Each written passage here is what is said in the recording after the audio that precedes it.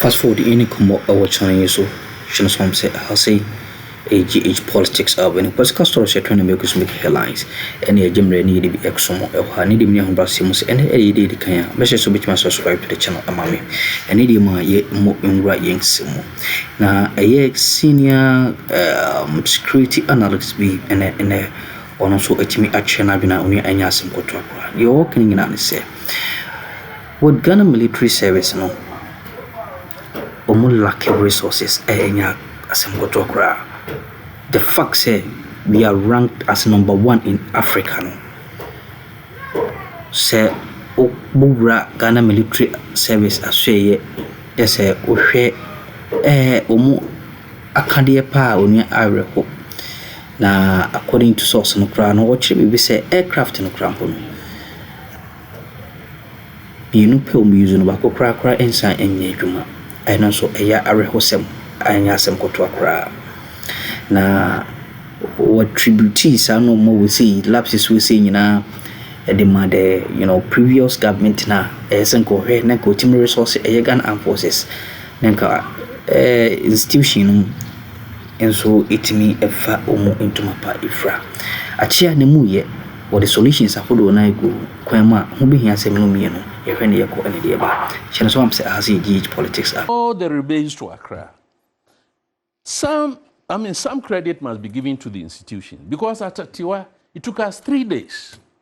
Atiwa didn't have a village like Sikama in close proximity. It took 3 days. Why did it take 3 days?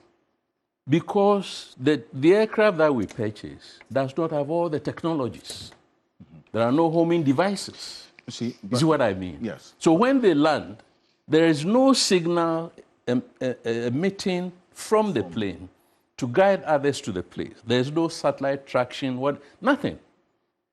You see what I mean? Yes. You see, but there's a policy angle to this, and that's why I asked the question about the protocol, and you say that it's an answer that we may get from some who have served in the Air Force and why that 1 hour period as well. And then I'll later understand what exactly this Z9 helicopter was supposed to play in our defense architecture. And this is why I bring Mr. Bento. Earlier, within the week, Lieutenant General Williams, Japan, who's the Chief of Defense Staff, addressed the media. He did acknowledge, in fact, that some things happened that was outside of the culture of search and rescue and the protocol in place. So there's that acknowledgement that there were some lapses. Yeah. I want us to take a listen to him, and I'll come to you because some of the things that Professor Abaje has been talking about regarding protocol, the role that the armed forces played, and what could have been done better, because he acknowledges the lapse. Let's take a look at this. In our case, when we suspected that something might have happened to the aircraft, it took us additional 30 minutes for us to apply the known protocols to see where the aircraft was. Because once an aircraft loses communication, it doesn't mean that it has crashed. It could be flying very low, out of radar. It could be weather condition, or it could be mechanical.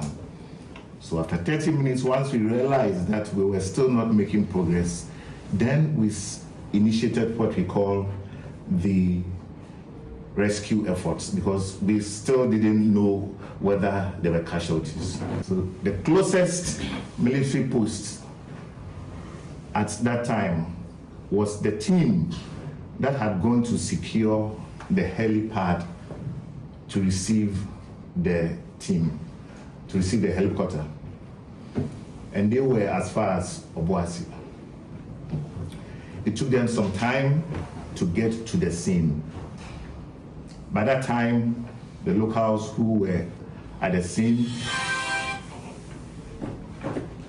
had already started interfering with the crime scene.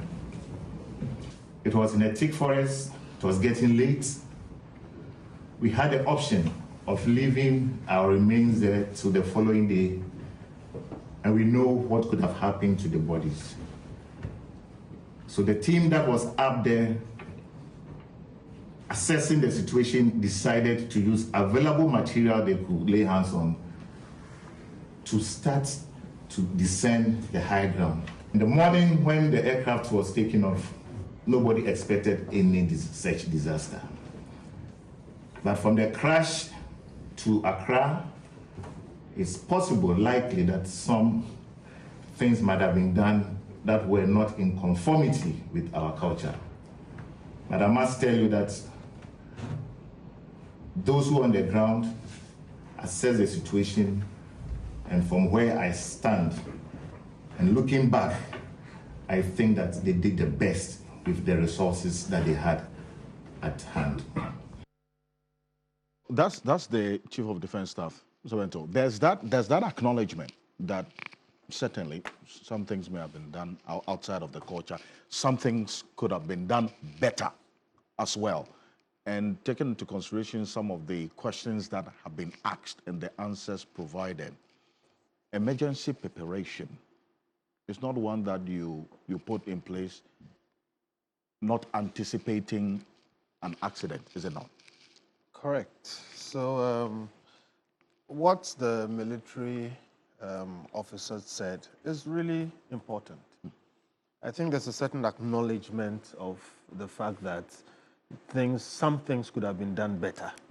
But we also have to appreciate the fact that we don't have a very well-resourced military for good reasons.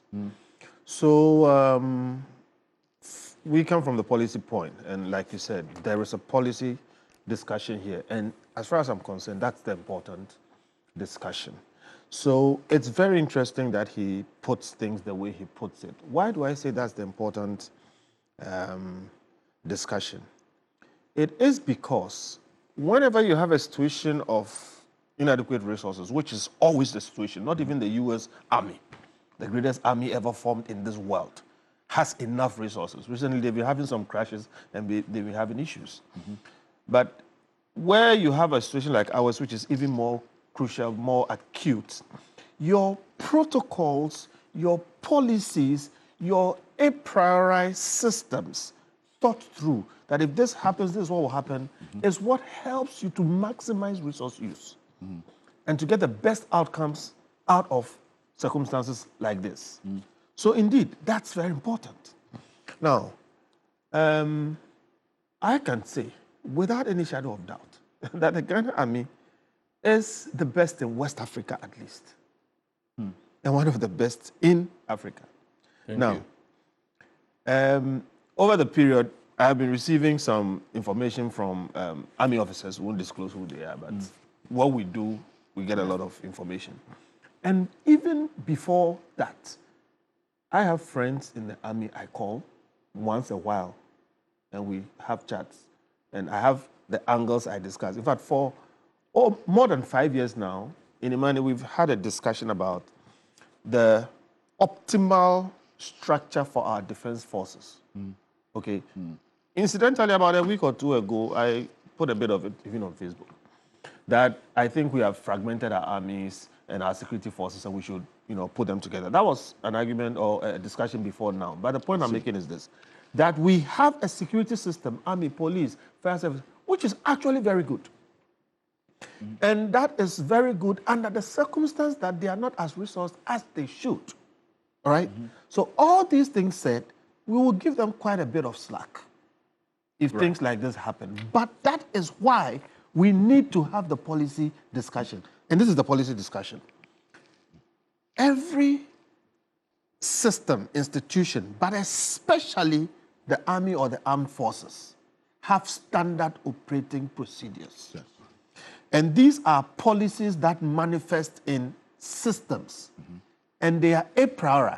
They are thought through, tested before the fact.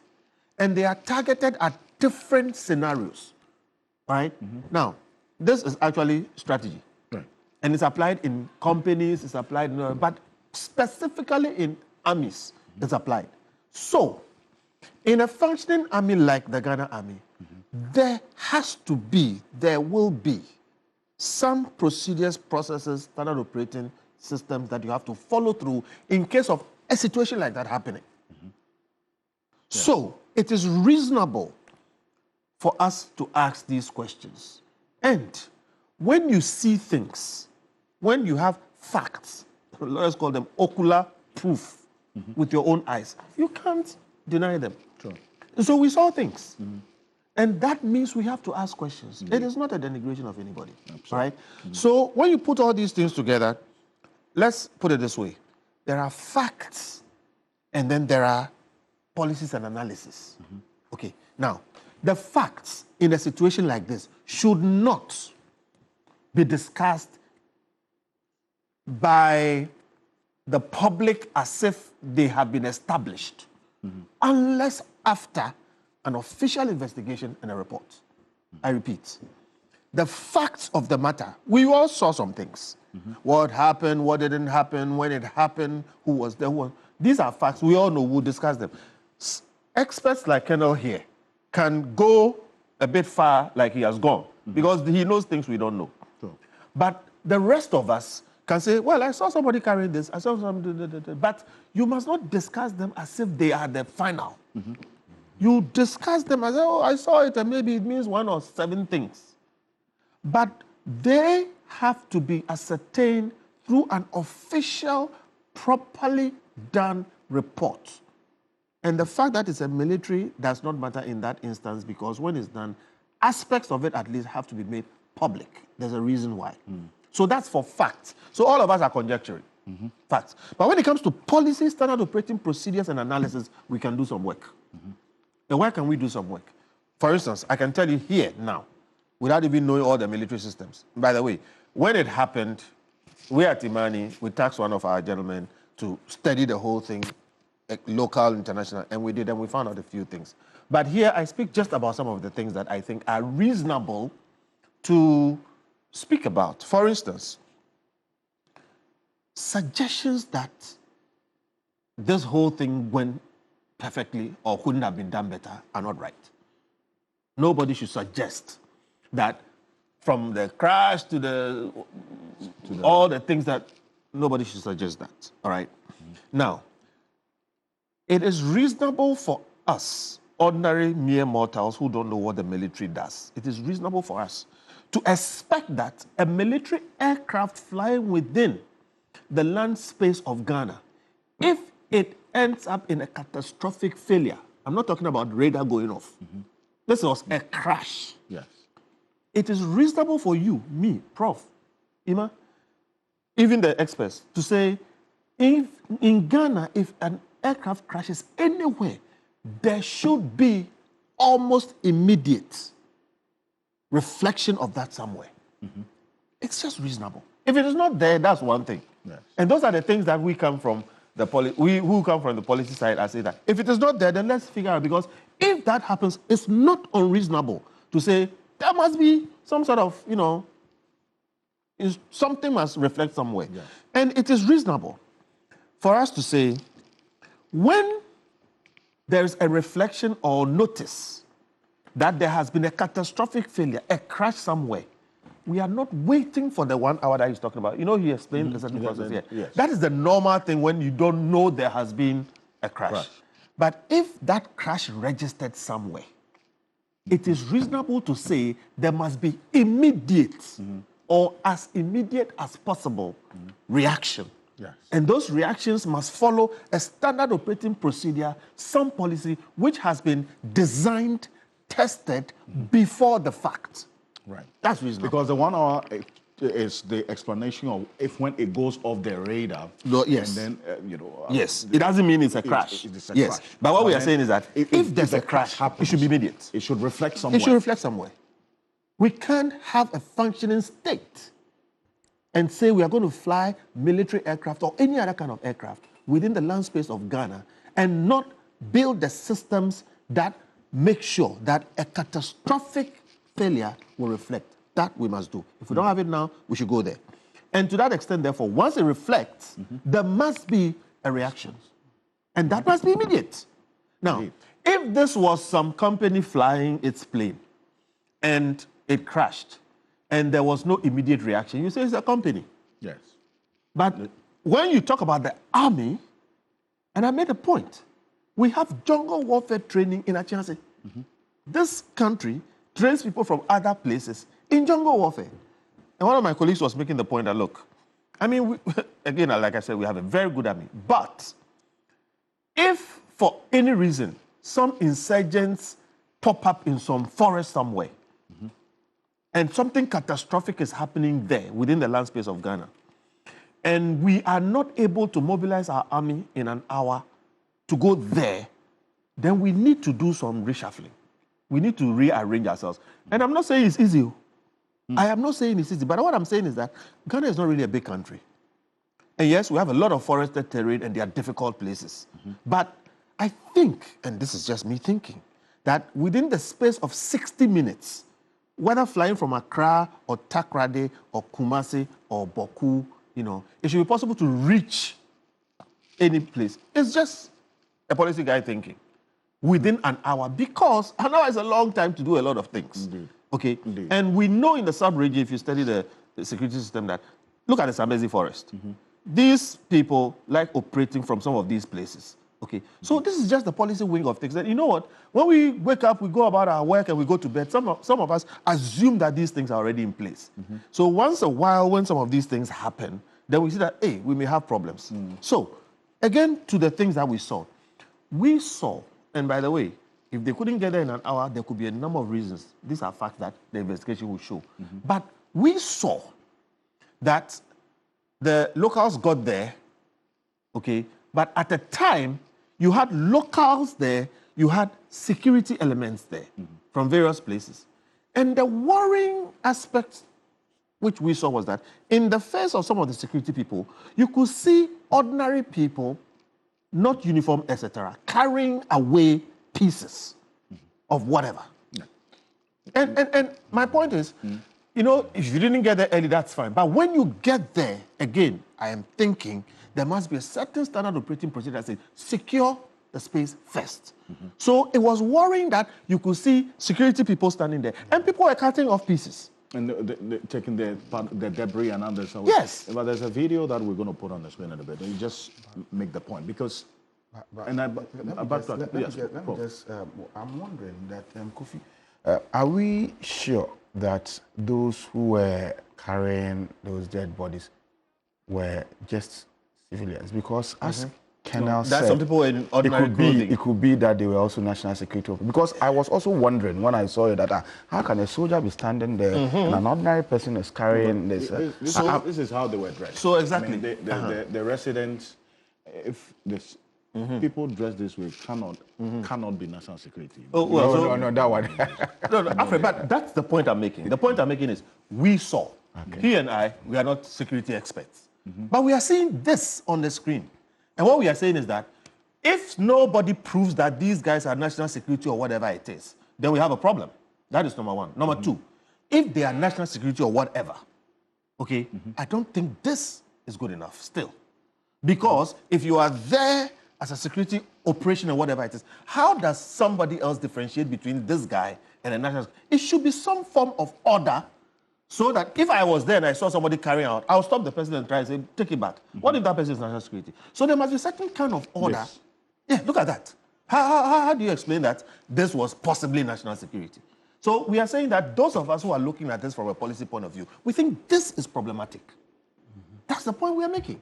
And we are saying that, look, at the end of the day, we should learn from these things and make sure it doesn't happen again. All right? So we have seen some of these things. All said and done, look, like I said from the beginning, it could not be that would, get this perfectly right. And I think we've done what we can under the circumstance. But as a country, there are things we should be happy about too. Okay? For whatever, like you said, in the TOI, it took some time. Okay? This was a difficult place. I think we have organized ourselves under the circumstance with the limited resources that we have, not too shabbily. And whenever we were able to do things better under this circumstance, I think we've done very well. And to that extent, look at, for instance, the organization of the funeral. Okay? Look at, finally, when the bodies were evacuated, by the time they landed in Accra, they were properly casketed. They were properly, draped in flags. They were received by an organized regiment, that kind of thing. And subsequently, the whole nation was mobilized There are times when you have declarations of money and everything and people just go by the way. I don't see anybody who is not taking this seriously. And the culmination of it in the funeral that you saw, I was so proud of myself as a Ghanaian because that thing was expertly done. And it tells you a country that is organized. And look at the kind of situation you saw there. You had everybody who was somebody there, putting aside everything.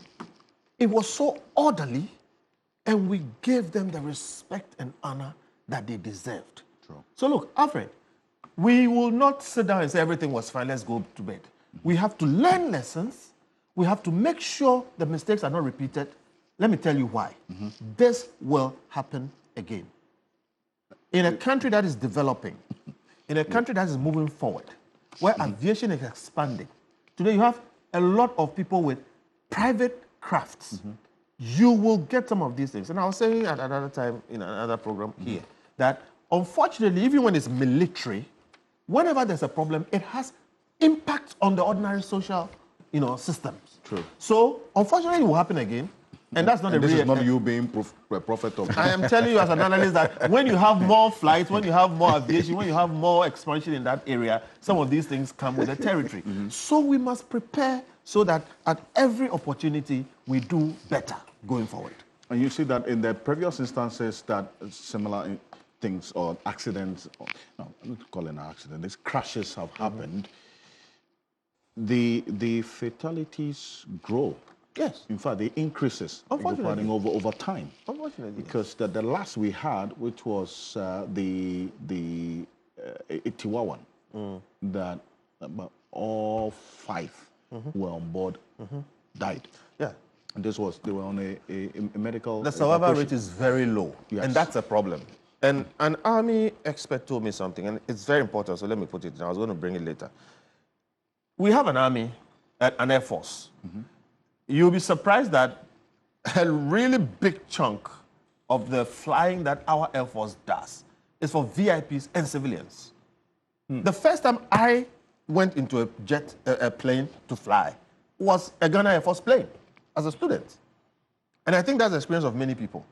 And if you take our Air Force today, they do a lot of these VIP flights. And indeed. An army... we and some of the Jimmy Course watching on so I'm not a so Jimmy Ewaha, the sun is all body, Eddie Addo be Edomiania. Onya, the moon rewind me and some of my songs of